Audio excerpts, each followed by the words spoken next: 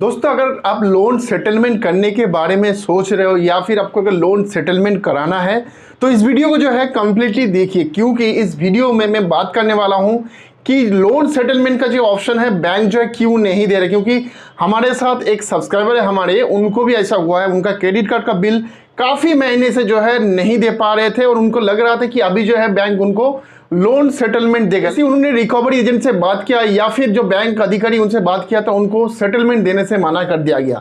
अब सवाल ये बनता है, क्या बैंक बाकी में लोन सेटलमेंट देना बंद कर रहे हैं? क्या सेटलमेंट का ऑफर बंद हो जा रहा है या फिर कोई प्रॉब्लम है जिसके चलते बैंक नहीं दे रहे? दोस्तों, आज की जो वीडियो का टॉपिक है इसी के ऊपर है कि बैंक जो है क्यों लोन सेटलमेंट देना बंद करे या फिर क्यों नहीं दे रहा है या फिर इसके पीछे कोई और रीजन है। ये होने वाला है काफी इंफॉर्मेटिव, तो वीडियो को मिस मत करिए, कंप्लीटली देखिए। और उससे पहले रिक्वेस्ट करूंगा दोस्तों, हमारे चैनल में जो है ना 80% लोग ऐसे होते जो लोग वीडियो तो रेगुलर देखते हैं लेकिन सब्सक्राइब नहीं करते, तो उन सभी से रिक्वेस्ट करूंगा चैनल को सब्सक्राइब कर लीजिए, क्योंकि जैसे ही मैं अपडेट करूंगा नया वीडियो कोई टॉपिक के ऊपर तो उससे पहले आपको जो है नोटिफिकेशन मिल जाए। तो चलिए दोस्तों, बात करते हैं मेन टॉपिक के ऊपर। तो सबसे पहले आपको समझना पड़ेगा कि बैंक क्यों नहीं दे रहा है सेटलमेंट। देखिए, बैंक का सेटलमेंट करना मतलब है बैंक खुद जो है अपने पैर में कुल्हाड़ी मार रहे हैं, मतलब बैंक यहाँ पे लॉस बुक कर रहा है। क्योंकि बैंक को लेना था 3 लाख रुपए, आपको सेटलमेंट कर रहे हैं 80,000, 60,000, 90,000, 1 लाख, तो बैंक को यहाँ पे जो है सीधा सीधा लॉस हो रहा है। तो कोई भी बैंक नहीं चाहेगा कि अपना जो बुक है वहाँ पे लॉस बुक करे। तो बैंक लॉस कब बुक करता है? जब बैंक को लगता है कि भाई ये जिससे पैसा लेना है ये आगे नहीं दे पाएगा, कुछ भी कर ले, लीगल एक्शन ले ले, कुछ भी कर ले, नहीं दे पाएगा, तो इससे अच्छा है इसको हम सेटलमेंट करा ले। बैंक को जब ये चीज़ रियलाइज होगा तो ही जाके आपको सेटलमेंट मिल सकता है, उससे पहले नहीं मिल पाएगा। और आपको बता दूं, सेटलमेंट ऑफर प्रोएक्टिवली अगर आप खुद कॉल करके कस्टमर केयर से बात करेंगे तो आपको कोई भी कस्टमर केयर, कोई भी ऑफिसर आपको नहीं देगा।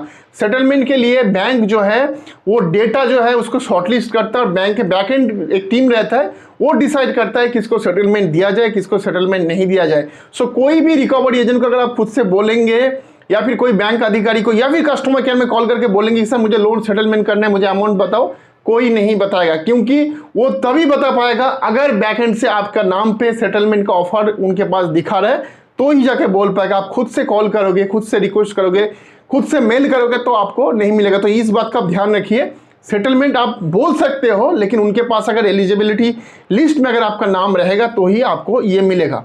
सो ये तो क्या पहला पॉइंट। दूसरा पॉइंट देखिए, दूसरा पॉइंट ये होता है अगर आपने कोई भी मॉर्गेज रखा है या फिर कोई भी एसेट है, कोई भी दूसरा अकाउंट है उसी बैंक में।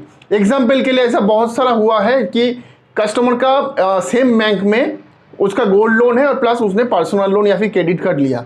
सो क्रेडिट कार्ड हो गया डिफॉल्ट, तो बैंक यहाँ पे क्या करेगा, आपका जो एसेट है, जो दूसरा एसेट है, जो सिक्योर लोन है, उसके जो है आपके क्रेडिट कार्ड का पैसा रिकवर कर सकते हैं एज पर बैंकिंग रूल। सो यहाँ पे बैंक कभी भी आपको जो है सेटलमेंट का ऑफर प्रोवाइड नहीं करेगा। बैंक कोशिश करेगा आपका जो है दूसरा जो एसेट रखा है उसको बेच के आपका पैसा जो है रिकवरी करे, क्योंकि वो बैंक कोशिश करेगा कि सबसे पहले आपका जो है लोन एनपीए तक जाए, एनपीए होने के बाद ही जो फर्दर कार्रवाई करेगा। क्योंकि बैंक का टर्म्स कंडीशन में ये लिखवा लेता है कि अगर आप पेमेंट नहीं करते हो तो आपका जो भी कोई एसेट है तो सेम बैंक में तो आपका रिकवर कर सकता है। तो इसके चक्कर में क्या होता है कि आपको सेटलमेंट नहीं मिल पाता। तो अगर आपका ऐसा सिनारियो है जहाँ पे आपका दूसरा कोई अकाउंट है, सिक्योर अकाउंट हो सकता है, मॉर्गेज लोन हो सकता है, आपका दूसरा कोई भी प्रॉपर्टी रखा है या फिर कोई सामान रखा है, तो उस सिनारियो में आपको सेटलमेंट मिलना मुश्किल है। अगर दे रहा है तो बहुत अच्छी बात है, अगर नहीं दे रहा है तो आपको इस बारे में जरूर ध्यान रखना है। अब दोस्तों लास्ट पॉइंट बता देता हूँ। लास्ट पॉइंट ये होता है, कुछ जो है आरबीआई का भी कुछ गाइडलाइन होता है, कुछ क्राइटेरिया होता है जो कि बैंकिंग का इंटरनल पॉलिसी वो डिसाइड करता है। तो उस सिनारियो में भी जो है बैंक का सेटलमेंट नहीं देता है। सो ये सब चीज़ जो है डिस्क्लोज नहीं करता कोई भी बैंक। सो इस बात का जरूर ध्यान रखिएगा कि कुछ कुछ सिनारियो में, एक्स्ट्राऑर्डिनरी सिनारियो में बैंक आपको जो है लोन सेटलमेंट नहीं देता, लेकिन वो टोटली दोस्तों इंटरनल पॉलिसी और कुछ आरबीआई का गाइडलाइन होता है, वो देख के ही बनाया जाता है। लेकिन इसमें हो सकता है आपका अमाउंट छोटा हो या बड़ा हो, लेकिन इसमें हो सकता है आपको सेटलमेंट ना मिले। लेकिन मेरे हिसाब से जो देखा गया 99% जो लोन है उनको सेटलमेंट दिया जाता है। अगर वो बार बार बहुत टाइम से डिफॉल्ट हो चुका है या फिर उनका लोन एनपीए में जा चुका है तो मिलता है। तो आपको 3 महीने बाद ना मिले, 6 महीने बाद ना मिले, 1 साल बाद ना मिले, हो सकता है 1.5 साल बाद आपको मिल ही जाए, लेकिन मिलता है। 99.99% केसेस में मिल जाता है। थोड़ा बहुत लोगों को नहीं मिलता, जो कि मैंने बताया कुछ रीजन, उसमें से अगर आता है तो नहीं मिलता। आई होप दोस्तों अभी आपको ये बात क्लियर हो चुका होगा कि सेटलमेंट का जो ऑफर है ये किस तरीके से काम करता है और किस कस्टमर को दिया जाता है और कब दिया जाता है। फिर भी अगर आपका कुछ क्वेश्चन रहता है मुझे ज़रूर पूछ सकते हो इस वीडियो का कमेंट सेक्शन में। तो हम मिलते हैं दोस्तों कल ऐसे ही कुछ टॉपिक के साथ। तब तक अपना और अपना फैमिली का बहुत सारा ख्याल रखिएगा। जय हिंद, वंदे मातरम।